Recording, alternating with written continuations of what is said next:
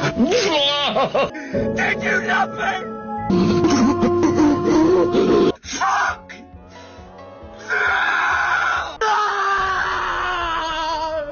There are literally millions of people that want to be actors nowadays. Haven't you guys ever wondered what happens to the actors that never make it?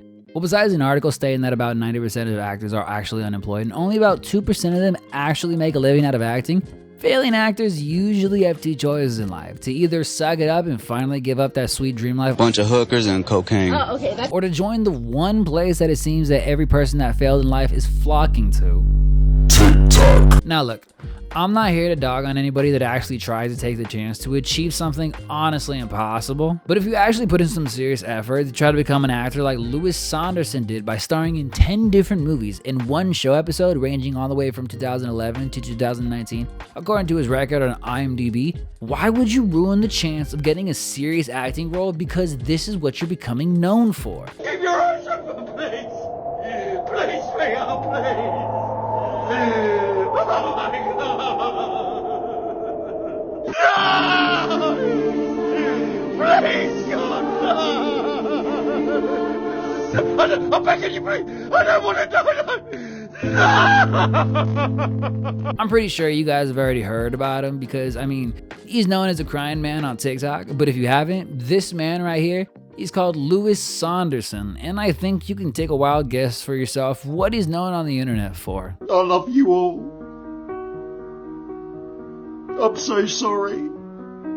Now, if you straight up ask me what this is, I'm gonna tell you I don't know, because it seems like we have a lot of people screaming into a camera nowadays. But according to an article written by Days Digital, he's here to spread awareness, and another one written by a book author named James Warrat explaining how Louis is a new kind of actor and how he's ahead of the curve. He seems to have convinced a majority of people on TikTok, which is honestly not that hard to do in general, that he's a great actor and taking a new step in a new kind of direction when it comes to acting in general. So to get a little bit of a better understanding of what I'm actually talking about, if you click on any one of his videos that's posted either to his YouTube channel or his TikTok account, you'll see that every video is about a tragic event and somebody experiencing going through that tragic event themselves.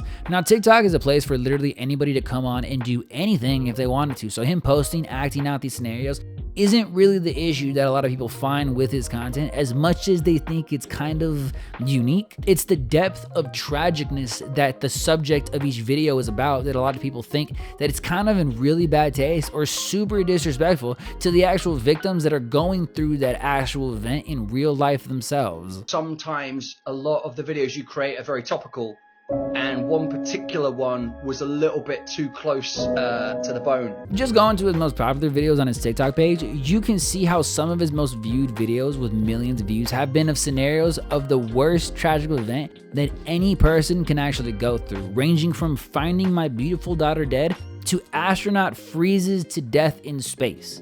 So yeah, if you actually scroll and search for a little bit, you can easily tell that some of his videos are actually about fictional events. So granted, not every single one of his videos is actually about something or about somebody referencing anybody. When looking at everything together, I can definitely understand his point on how his content is mainly entertainment and to try to bring awareness to certain subjects, even saying in a response on a Days Digital article that if I can start to work with certain companies in terms of becoming a patron of mental health, then that would be great. But on the other hand, all the notions that I say this content is super disrespectful and possibly very offensive to the people that actually have gone through these events are just as valid. These are the people that have gone through the events, or they know somebody that has been through the events themselves. Now, I'm not trying to accuse anybody of anything, but I really want you guys to understand the full conception of the situation is that Louis is an amateur actor, with his last movie being I Killed Molly Monroe back in 2021. There was a period in time where Louis actually tried his hardest to be something of an amateur actor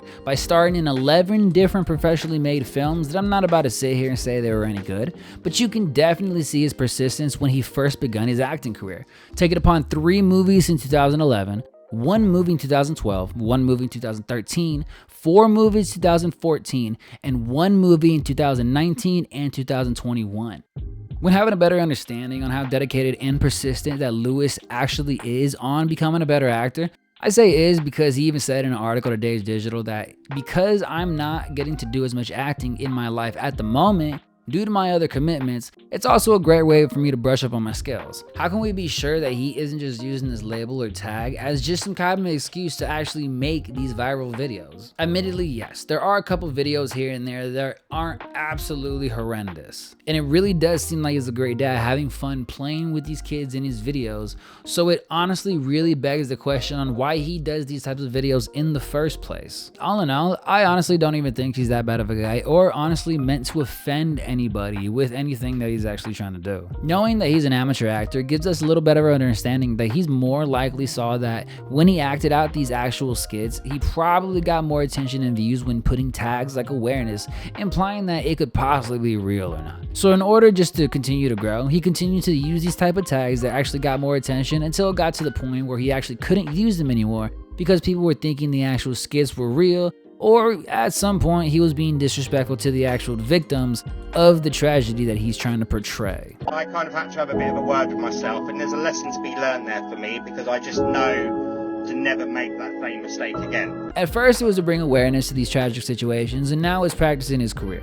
If it was alright and okay for him to do because he was bringing awareness to this whole certain topics, is it okay for him to still do now that he's only practicing his acting skills, or whatever you want to call this, honestly? But of course, as always, please don't go to his channel and try to harass him and attack him or make fun of him for anything, because even though I don't really like any of his content, I don't really enjoy anything that he does, I still don't think people deserve to be harassed and targeted as much as people do harass people on the internet nowadays for, because trust me and believe, people nowadays are on a level of harassment that is honestly amazing. And one of the best examples of that is Professionalism and everything she has gone through in the past life that I have been covering her. Even after going through one of the most traumatic events that you can possibly go through, losing a family member right before your eyes, she's still acting as if it's just another day. I did a 2-part update that deep dives into the entirety of the situation and on not only how she's feeling going through the situation, but upon how she's not really acting the way she should be or everyone would expect someone to act after losing a family member like that. But if you're curious about the situation, I'll link the entire playlist on the videos that I've done in the Professionalism saga and her whole family. I really feel like I did a really good job on encapsulating everything that's going on, so I really encourage you guys to see it. I just want to say how much I appreciate all the support, all the likes and comments you guys have been leaving on me. I would love to have a conversation with anybody in the comments section, so let's have a conversation. But I'll see you guys in the next one. See you later.